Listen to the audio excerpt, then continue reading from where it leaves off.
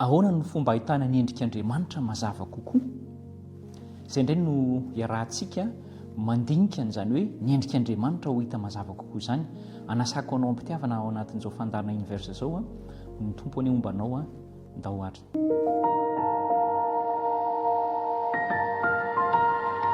Saotra ho an'Andriamanitra ary fifaliana no iarahana amintsika hatrany hatrany, satria tena zava-dehibe ny mahafantatra ny sitrapon'Andriamanitra ary indrindraindrindra aza ny hoe ny mahafantatra an'Andriamanitra. Izay no lohevitra anasako anao irahantsika indray mandritra ny herinandro mahafantatra an'Andriamanitra tokoa ve isika?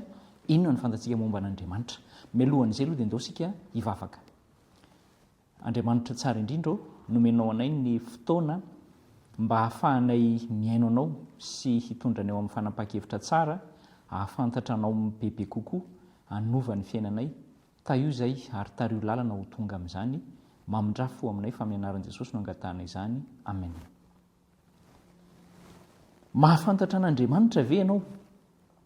Raha anotantsika hoe inona avy ny toetran'Andriamanitra mety fantatra dia matetika ny fitiavana aloha no resahantsika. Andriamanitra dia fitiavana.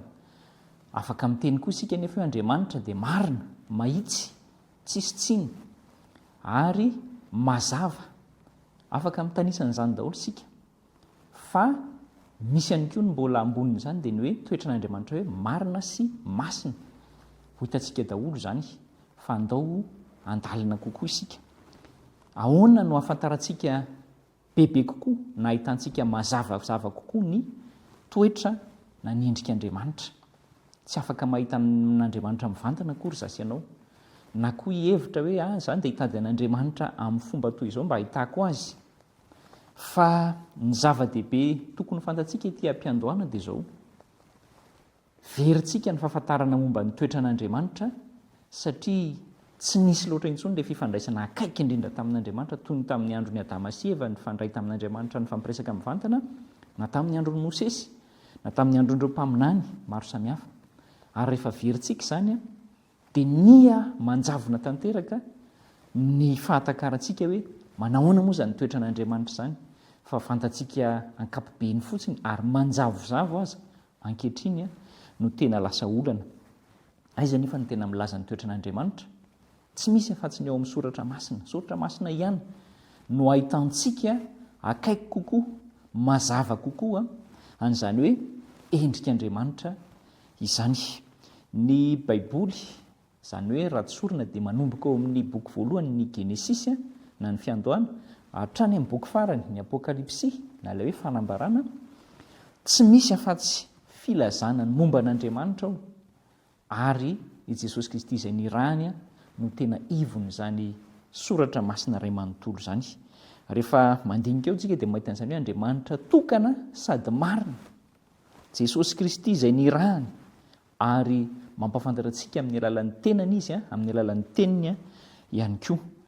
Ao izany no ahitantsika ny toetran'Andriamanitra hoe tonga nofo Kristy naka ny endriky ny olombelona, naneho ny momba an'Andriamanitra izy, naneho ny fahefan'Andriamanitra tsy voafetra amin'ny alalan'ireny hoe fahagagana, fanasitranana sy ny famindram-po rehetra ireny, naneho ihany koa ny fahalalàn'Andriamanitra, mahalala ny zavatra rehetra Andriamanitra, naneho ihany koa ny fahamarinan'Andriamanitra, tsy nisy tsiny, tsy nisy kilema Kristy tetỳ ambonin'ny tany, naneho ny famindram-po mazava ho azy zasy ianao namindrana fo na tonga antsika ho toy izao, ary amoram-panahy sy faharo-po izay mitaona antsika hibebaka araka ny voalazan'ny soratra masina. Dia Kristy koa no naneho antsika izany hoe izao ny sitrapon'Andriamanitra, lalana tokony hizorantsika. Mbola miteo anatin'izany hatrany ny fahasoavan'Andriamanitra, ny fahendren'Andriamanitra naseho an' Jesosy Kristy tetỳ ambonin'ny tany daholo izany ahitantsika ny endriny. Fa ny anjarantsika kosa dia ny mandray an'izany. Maharitra mandrakizay Andriamanitra ary tsy miova amin'ny zavatra rehetra izay efa napetrany, maniry ifandray amiko sy aminao izy.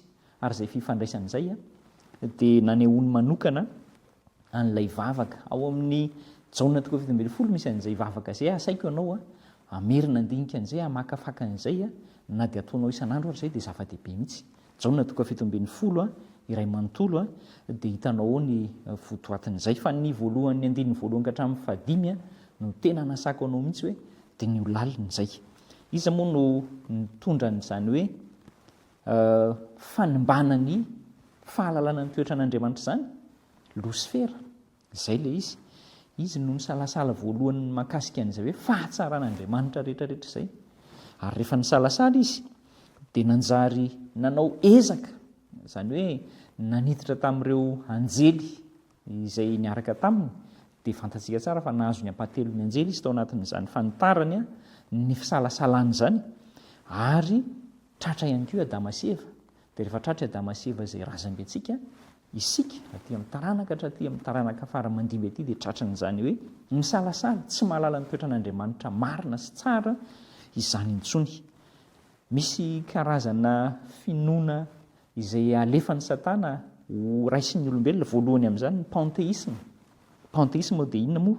Mino fa ny zavaboary rehetrarehetra izay hitantsika dia Andriamanitra ireny.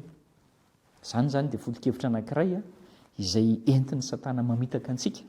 Ny faharoa ny athéisme, nany hoe tsy mino an'Andriamanitra, izany hoe tsy mino mihitsy hoe misy Andriamanitra ary tsy mino azy ihany koa mazava ho azy. Ary eo ihany koa ny déisme.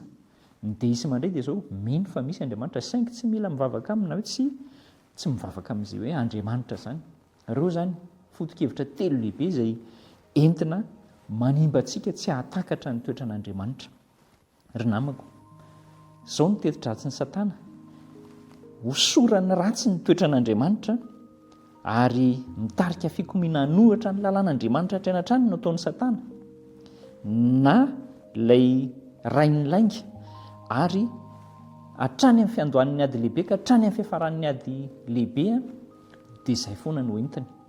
Mila manapa-kevitra tsika hoe hiandany amin'izy, ary izay no mahatonga antsika hoe ahoana ny fomba ahitana endrika Andriamanitra mazava kokoa dia nio ny soratra masina. Manasa anao andinika ny Jaona 7:10 fa ao no ahitantsika ny momba an'Andriamanitra misimisy kokoa aloha ao anatin'ny telo hevitra irahantsika ity. Andesika hivavaka.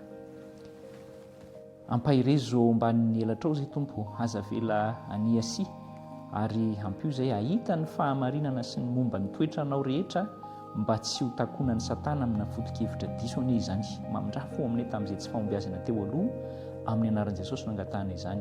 Amen.